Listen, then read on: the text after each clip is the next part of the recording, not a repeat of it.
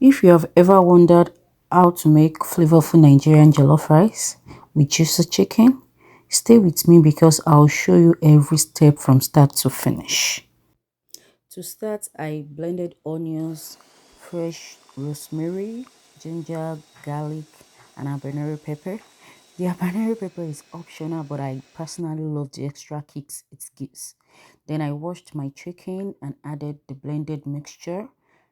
I seasoned with seasoning cubes, salt, curry powder, and thyme. Since I didn't have time to marinate overnight, I used a simple hack. I cooked the chicken on low heat first, allowing the spices and seasonings to slowly penetrate the meat before increasing the heat. I did this for maybe 5 to 10 minutes. Yeah. So this helps develop flavor even when you're short on time. Once the chicken is was fully cooked, I transferred it to the air fryer.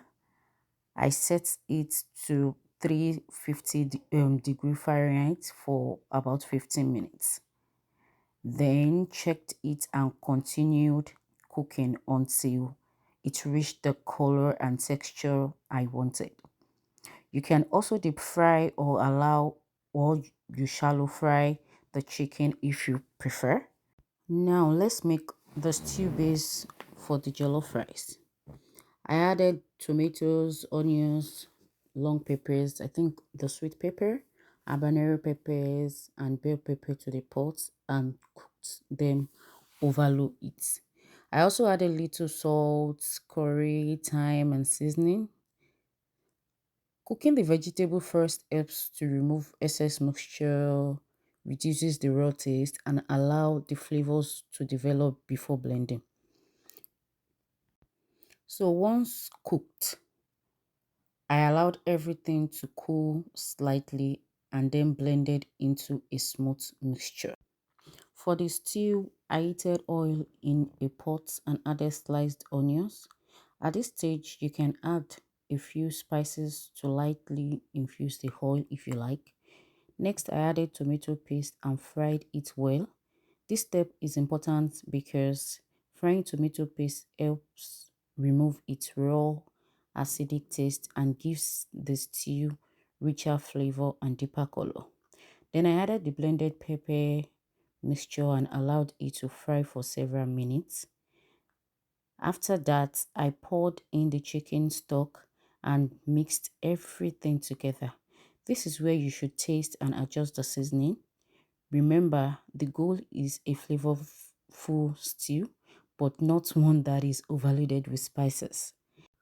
Once the stew tasted right, I let it simmer for a few more minutes, then added the pre-washed rice and mixed everything thoroughly. I covered the pot and allowed the rice to cook over medium to low heat. Cooking at a low temperature helps prevent burning while allowing the rice to absorb all the flavors gradually. As the rice cooks, check it occasionally. If needed, add a little more stock or water. However, once the rice is almost done, avoid adding more liquid.